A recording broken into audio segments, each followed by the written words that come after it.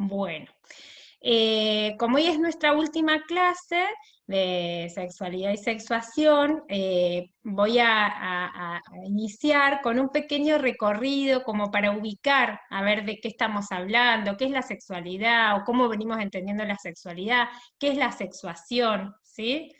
Entonces, digamos, si nos remontamos a la primera clase, vamos a ver que habíamos ubicado a la sexualidad en el campo de lo real, ¿sí? Eso fue lo primero que dijimos, ¿sí? Esa localización de la sexualidad en el campo de lo real la empezamos a encontrar a la altura del seminario 11, ¿sí? ¿Se acuerdan que en una de las clases también habíamos dicho que no es así tan tajante, pero que podemos encontrar cierta o hacer cierta división en la obra de Lacan y poder encontrar, digamos, como ciertos predominios de su interés, ¿sí? O de sus desarrollos teóricos? Y decíamos que los primeros 10 años, que están comprendidos entre el seminario 1 y el seminario 10, Lacan da como una gran preeminencia a lo simbólico. A partir del seminario 11, su interés se centra en darle preeminencia a lo real, ¿sí? Por eso es que es en el seminario 11 en donde encontramos a la sexualidad ubicada en el campo de lo real, ¿sí? ¿Cómo lo manifiesta Lacan en ese seminario? ¿Se acuerdan que nosotros vimos las clases referidas a la pulsión y que ahí Lacan dice que la realidad del inconsciente es la realidad sexual, ¿sí? ¿Qué decíamos con esto? Justamente, vieron que es el seminario 11, o sea que es el que inicia esta segunda etapa más orientada a lo real. Entonces, en ese enunciado, ¿sí? Diciendo que la realidad del inconsciente es la realidad sexual, esperen que voy a admitir a Laura, digamos, lo que se está haciendo es un contrapunto entre lo simbólico y lo real, a nivel del inconsciente, ¿sí? Entonces, ¿qué sabíamos del inconsciente? Cuando pensamos al inconsciente desde la vertiente simbólica, lo que nosotros decimos es que el inconsciente está estructurado como un lenguaje, ¿sí? Es ese versito que repetimos desde primer año de la facultad: el inconsciente está estructurado como un lenguaje.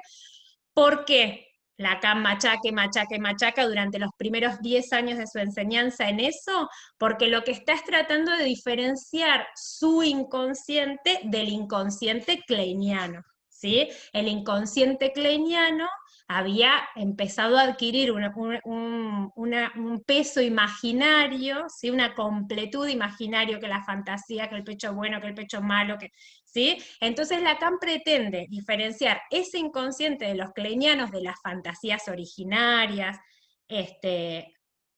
admito acá, ese inconsciente kleiniano de su inconsciente, que es un inconsciente estructurado como un lenguaje, ¿sí? Un inconsciente hecho de palabras, ¿sí?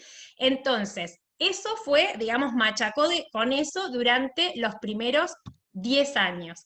A partir del 11 va a empezar a decir, bueno, también, ¿sí? Tenemos lo real. Eso real, ¿sí? Digamos, eso simbólico se soporta sobre lo real, ¿sí? Y en eso real, Lacan va a ubicar la sexualidad, la realidad sexual, ¿sí? ¿Cómo tenemos acceso, cómo la pensamos a la realidad sexual? En su momento, en esa clase 1, nosotros nos servimos del concepto de pulsión para pensar a la realidad sexual, ¿sí? Del concepto de pulsión, ¿en qué nos centramos específicamente? En el objeto de la pulsión, ¿sí?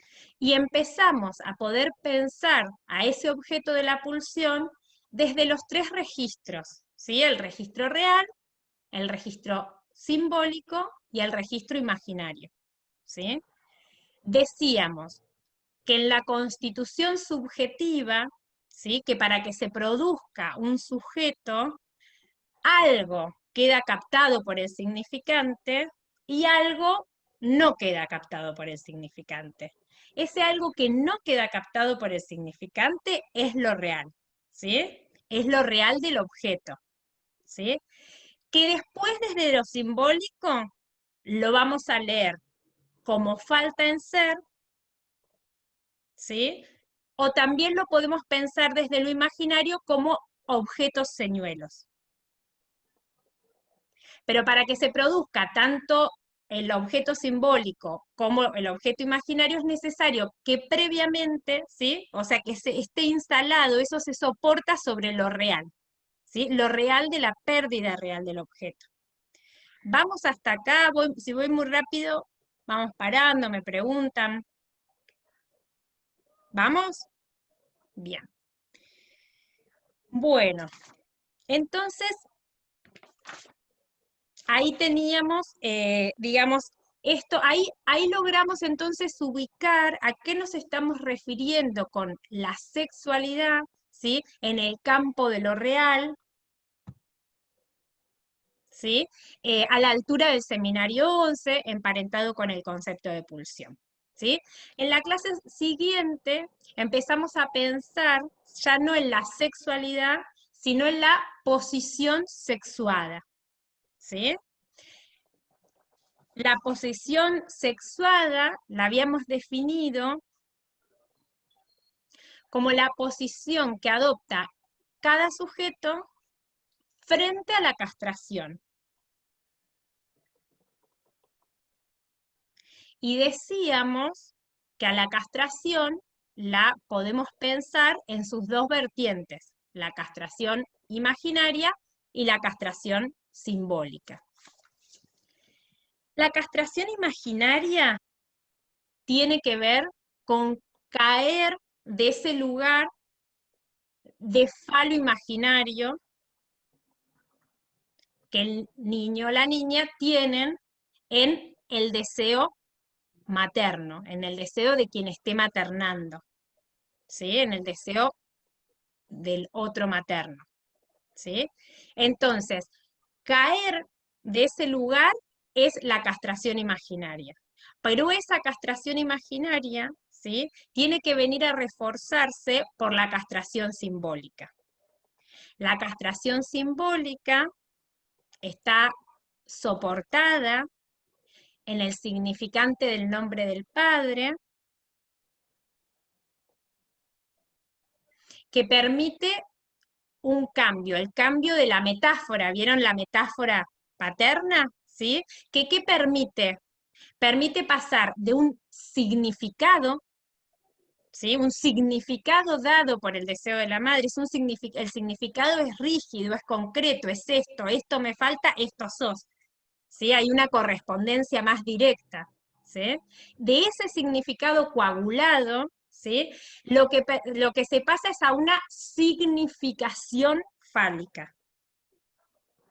La significación da cuenta de una búsqueda, ¿sí? La significación fálica no le dice al sujeto, sos esto, ¿sí?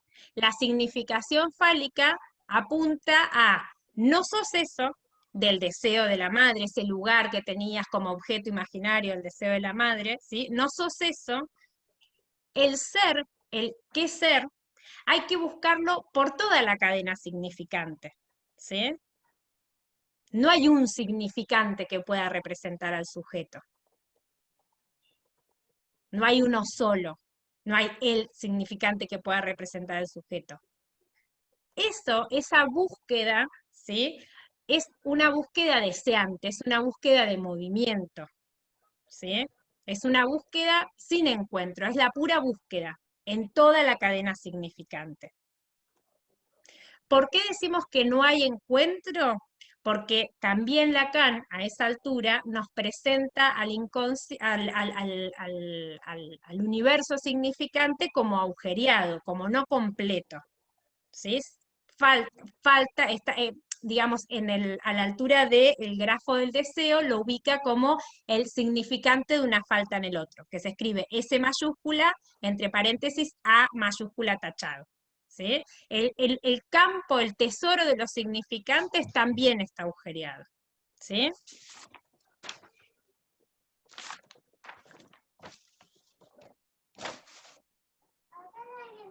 Bien, entonces, el falo imaginario, ¿sí? Permitió la constitución del yo ideal.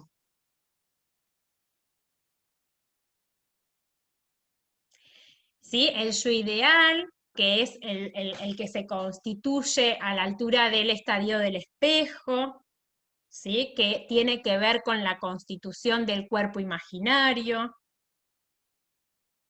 ¿sí? Y que es la constitución imaginaria en función, ¿sí? Teniendo como referente a eso que le falta al otro, ¿sí? El cuerpo imaginario se constituye, se conforma en función de parecerse, ¿sí? De ser eso que le falta al otro. ¿Sí? Así, con ese falo imaginario como referente se constituye lo imaginario. ¿Sí? Y ese falo imaginario siempre está en relación a lo que se imaginariza que le falta al otro. ¿Se entiende? Por otro lado, ¿sí? Tenemos al falo simbólico, ¿sí? Y ese falo simbólico, que es el que introduce el significante del nombre del Padre, es el que permite la constitución del ideal del yo.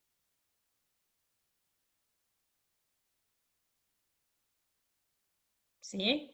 El ideal del yo que es, digamos, que decíamos recién, que resta al hijo, al sujeto, de la rigidez de ese de cero, de parecerse a ese falo imaginario, ¿sí? Y permite una búsqueda desde la vertiente simbólica, o al menos simbólico-imaginaria, ¿sí?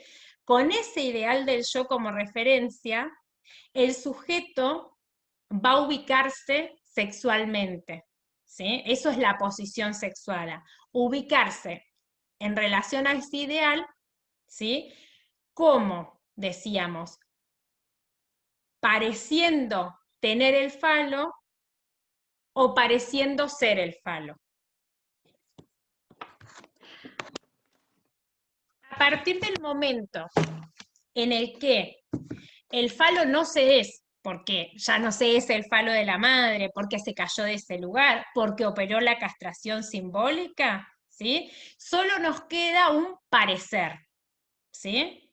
Ese parecer puede ser por la vertiente del parecer tener, ¿sí? Parecer tener con todas esos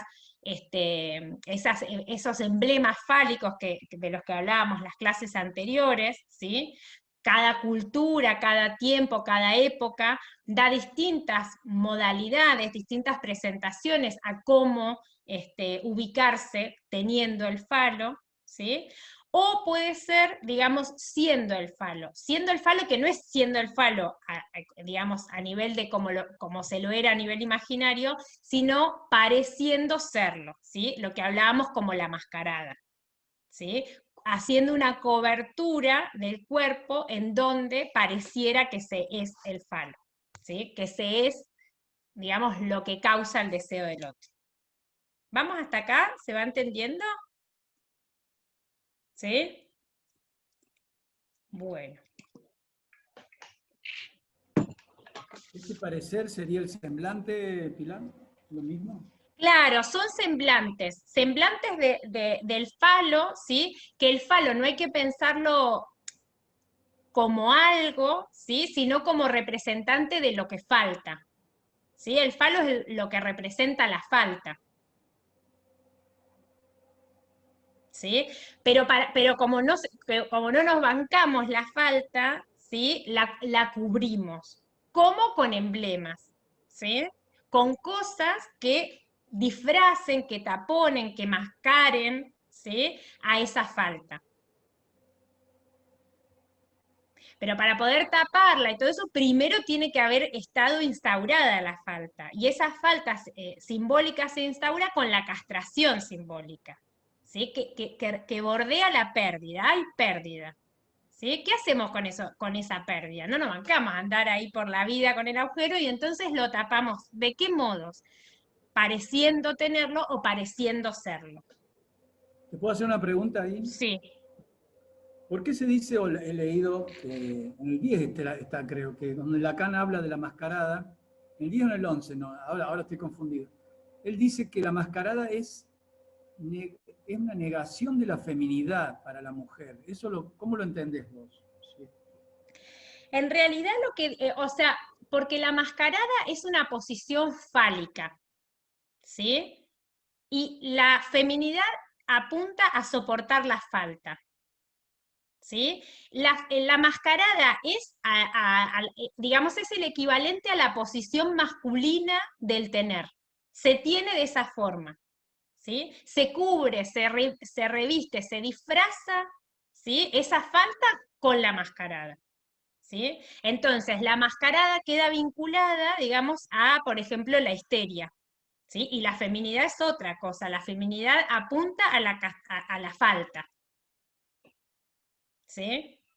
Porque lo que Lacan va a decir, y en esto, digamos, hay ahí, digamos, a veces nos interfiere el sentido de las palabras, porque hablamos de posición femenina y masculina, de hombre y de mujer, y en realidad Lacan no está refiriendo a lo anatómico, ¿sí? No es la referencia a lo anatómico, sino distintas posiciones frente a la falta, ¿sí? Distintas formas de taponar la falta, ¿sí? La falta se nos hace insoportable y la taponamos de algún modo.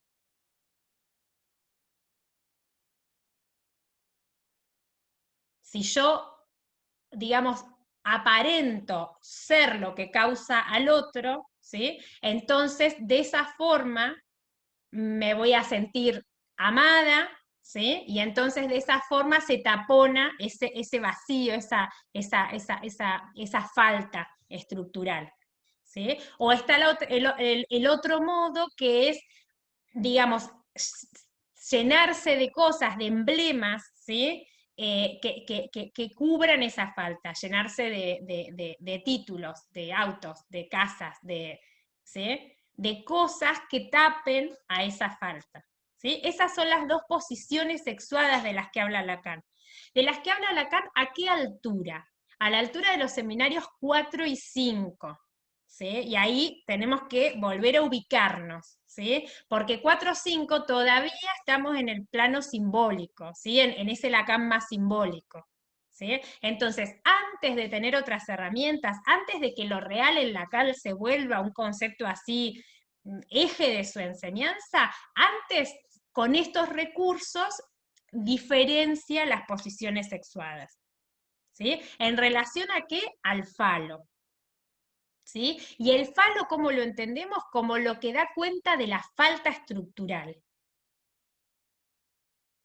¿sí? Entonces, frente a esa falta estructural, ¿cómo nos la arreglamos los neuróticos? Bueno, la tapamos de algún modo, ¿sí? O con emblemas que nos hagan aparentar que tenemos, ¿sí? O con emblemas que nos hagan parecer que somos, ¿sí? ¿Que somos qué? Que somos el falo, ¿sí? ¿Por qué queremos? ¿Por qué un sujeto querría ser el falo? Porque quiere ser amado por el otro, ¿sí? Porque ¿qué se busca en última instancia? ¿Qué es lo que siempre se está intentando recuperar? El lugar que se perdió en relación al otro, ¿sí? Para eso el sujeto hace toda esta pantomima. Para eso se busca seducir, para eso se busca, ¿sí? Para ser amado, ¿sí? En la ilusión de qué? De que hay un encuentro con el otro, que ya no va a ser la mamá o el papá, ¿sí? Ya no van a ser esos otros primarios, sino que se va a buscar más adelante en un partener, en una pareja, ¿sí? Pero ¿qué se busca en última instancia? Recuperar ese lugar en el otro, recuperar ese lugar en el deseo del otro, ¿sí? El reconocimiento del otro. ¿Vamos hasta ahí? ¿Sí? Si hay dudas, me van preguntando, así no avanzamos de más.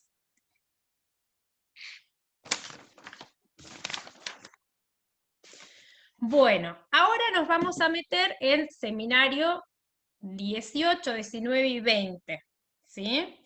Esos seminarios constituyen como el último bloque de este Lacan más real, ¿sí? De este Lacan que le da más preeminencia a lo real, ¿sí? Entonces ahora, a esa altura de su enseñanza, ya no va a hablar de posición sexuada como en esos seminarios anteriores, sino que va a hablar de sexuación, ¿sí? Es lo mismo, pero digo, así lo vamos a encontrar escrito, la sexuación.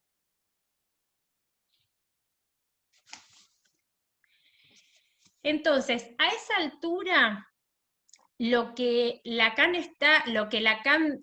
percibe, digamos, es que, digamos, sus escritos, que esto que también nos pasó a nosotros en las clases, ver que, digamos, esa diferenciación queda muy contaminada por lo simbólico y lo imaginario, ¿sí? Está como muy atravesada por lo contextual, por lo epocal, por las costumbres, ¿sí? Entonces Lacan lo que quiere hacer es encontrar una diferencia lo más despojada posible de los registros simbólicos e imaginarios, ¿sí? Entonces, quiere poder hacer una transmisión de sus conceptos liberados de lo más que se pueda del bla, bla, bla, ¿sí? De la articulación teórica, y que sea al modo que lo hace la matemática, la lógica, ¿sí? Con letras o con fórmulas, ¿sí? Por eso es que inventa las fórmulas de la sexuación. Lacan dice que la letra es lo que está de lo simbólico, lo más pegadito a lo real es la letra.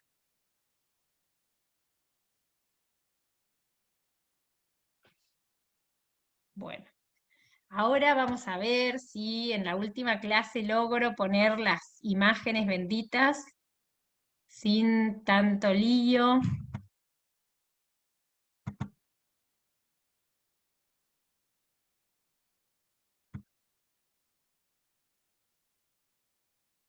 Eh,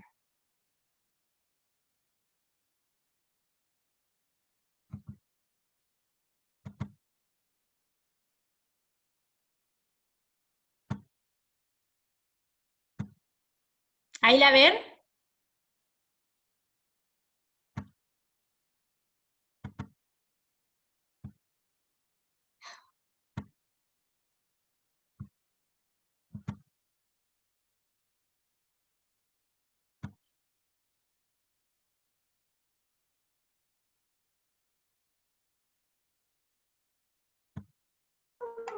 Lo que vemos, sí, Pilar, es tu compu. O sea,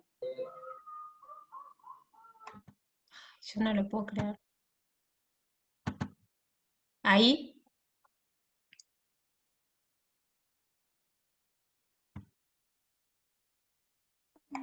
me parece que te conviene abrir la imagen y después poner compartir.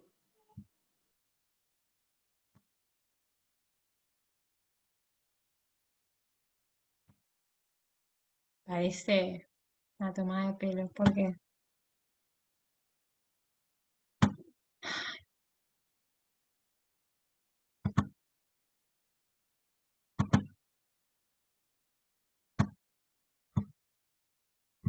no se ve.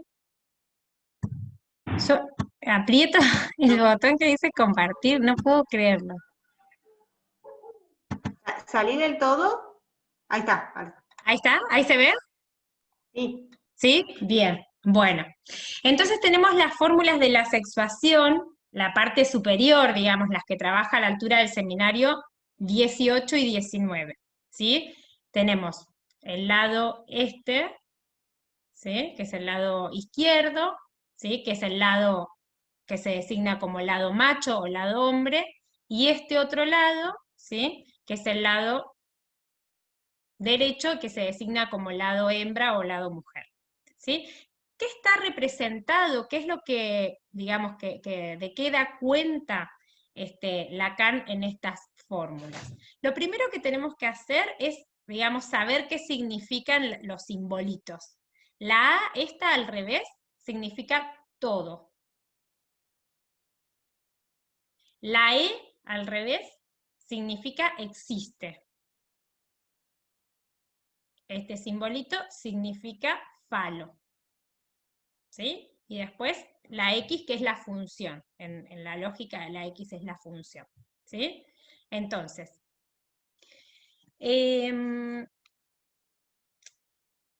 Estas fórmulas lo que permiten es ubicar los dos lados, el lado hombre y el lado mujer, con referencia al significante fálico, ¿sí? A la función fálica.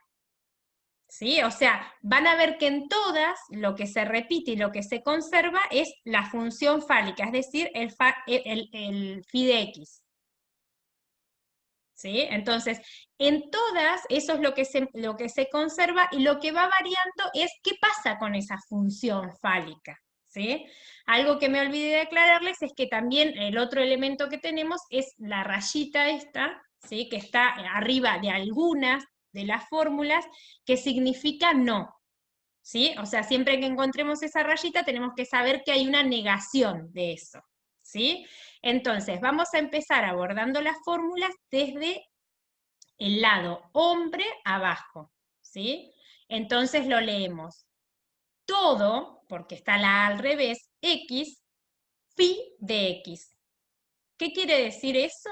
¿Cómo lo traducimos teóricamente? O sea, ¿a qué nos remite esa fórmula todo x, phi de x? A la castración, ¿sí? Si phi de x es castración, si phi de x es función fálica, lo que está afirmando esta fórmula es que todos, porque está la A al revés, todos están atravesados por la castración. Todos los sujetos, todos los neuróticos, podríamos decir, están atravesados por la castración. ¿Sí? Eso quiere decir esta fórmula de acá abajo. ¿Sí?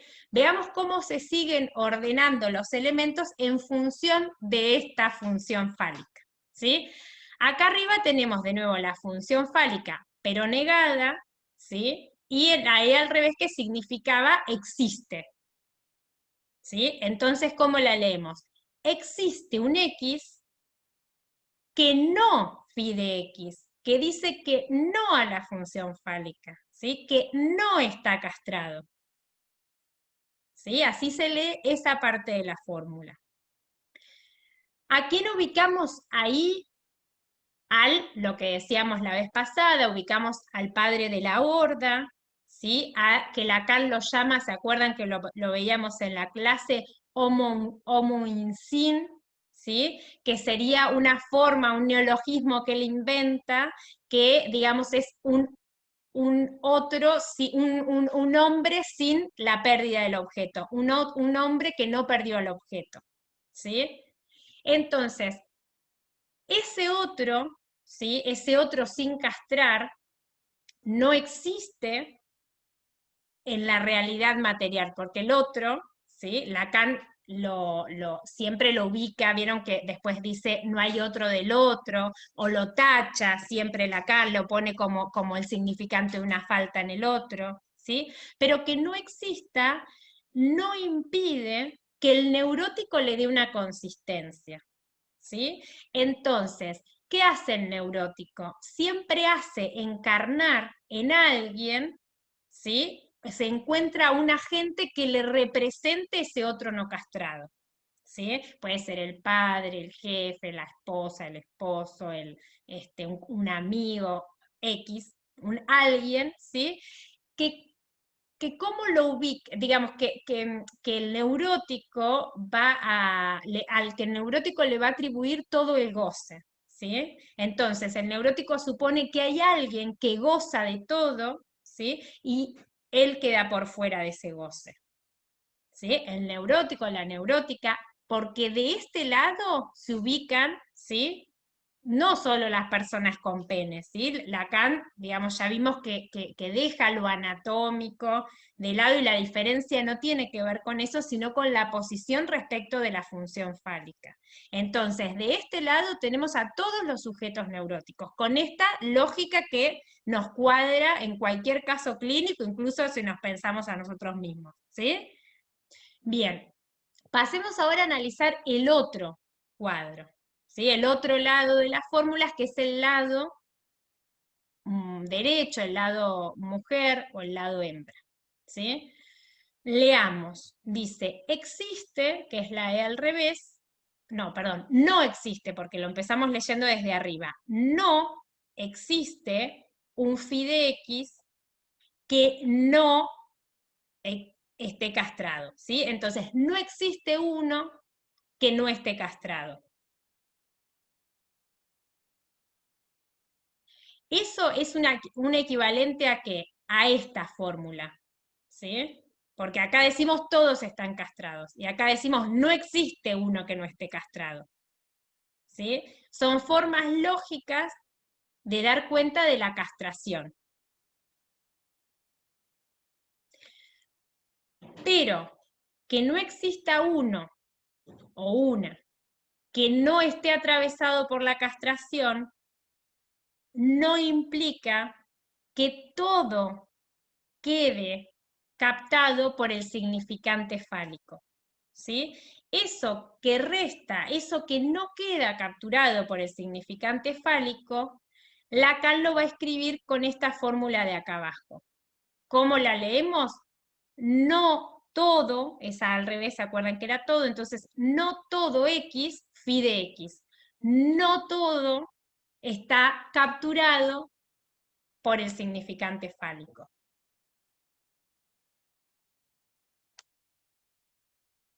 Hasta ahí habíamos llegado la clase anterior. ¿Se entiende esto? ¿Hay alguna pregunta, un comentario, dudas? ¿Qué sería, Pilar, que no todo está capturado por el significado fálico? Que no todo está capturado por el significante fálico, quiere decir, y es lo que vamos a empezar a introducirnos ahora en el seminario 20, si nos remitimos como a los inicios de la enseñanza de Lacan, lo podemos pensar así como muy básicamente con los conceptos, ¿se acuerdan que manejábamos al principio de necesidad, demanda y deseo? Que decíamos que hay algo del sujeto, ¿sí? Que queda capturado por el significante, pero que hay algo que está por fuera, que no todo logra quedar capturado por las palabras, que no todo lo que le pasa al sujeto logra ser simbolizado, logra, digamos, traducirse a palabras, a demandas, decíamos en ese momento, ¿sí? Eso que resta, eso que queda por fuera, es el no todo, ¿sí? El no todo de palabras, vamos a ver que Lacan ahora en el seminario 20 va a decir que es el cuerpo, pero un cuerpo particular, ¿sí? La sustancia gozante. Eso, ¿sí? Es lo que queda por fuera de lo simbólico, ¿sí? Por fuera de lo fálico, por fuera del significante fálico, y que se escriben las fórmulas de ese modo, como no todo. ¿No todo qué? No todo fálico.